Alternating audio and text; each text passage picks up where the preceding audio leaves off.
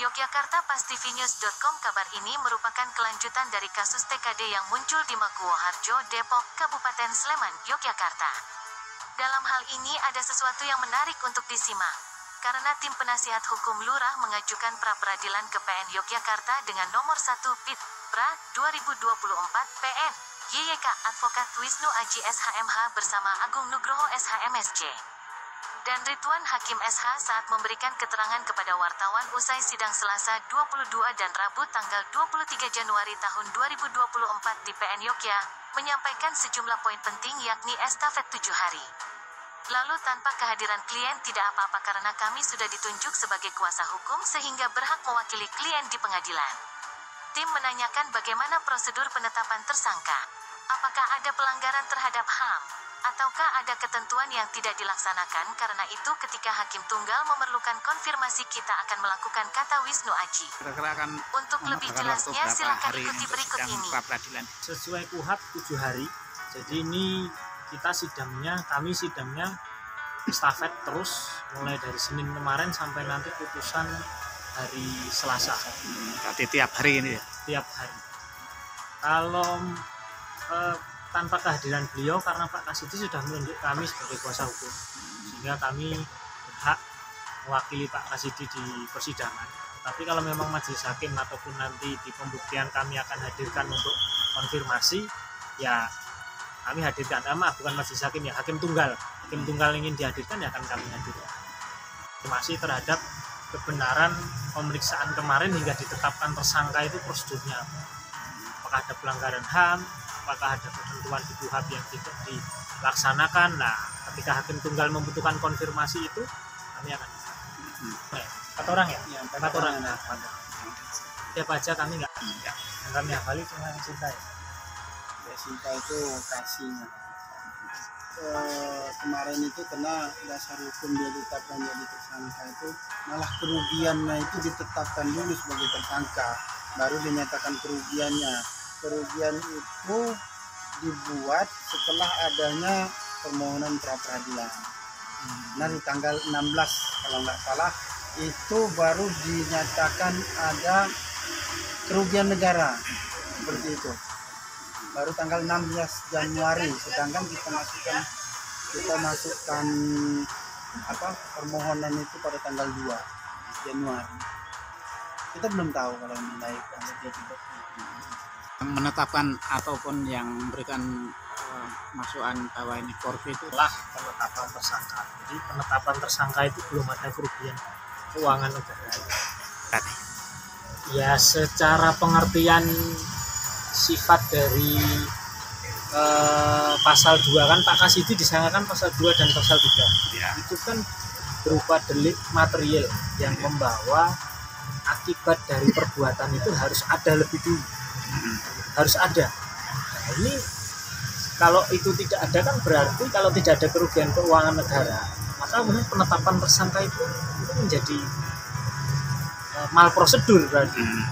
Menjadi tidak sesuai dengan KUHAP dan apa arti dari pasal 2 dan pasal 3 itu yang kerugian negara itu sebagai akibat dari perbuatan entah melawan hukum ataupun menyalahgunakan hukum. Pembunuhan, delik pembunuhan, tidak adanya mayat tetapi sudah ada dikatakan ada tersangka pembunuhan tapi mayat itu tidak ada. Nah, kan seperti itu halnya. Bisa disamakan seperti itu ya, karena arti dari delik material kan seperti itu. Kemungkinan. Dan makanya dengan pra-peradilan ini diuji itunya Pak, diuji kebenaran. Tidak sesuai dengan KUHAP, dengan hukum acara pidana yang ada tidak sesuai. Hukum acara formilnya. Iya.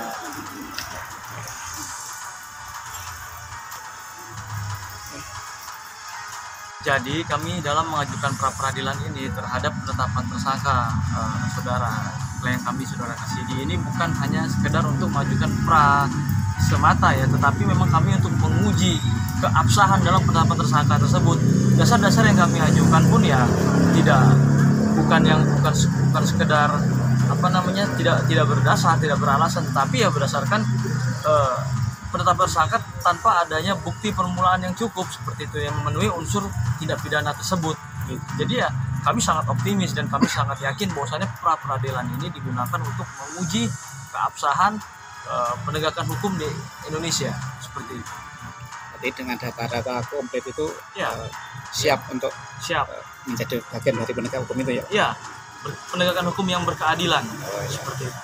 Ikuti proses persidangannya sedang berjalan, kita ikuti dengan baik, dengan serius, dengan sungguh-sungguh, dan harapan kami ya peradilan yang independen seperti itu.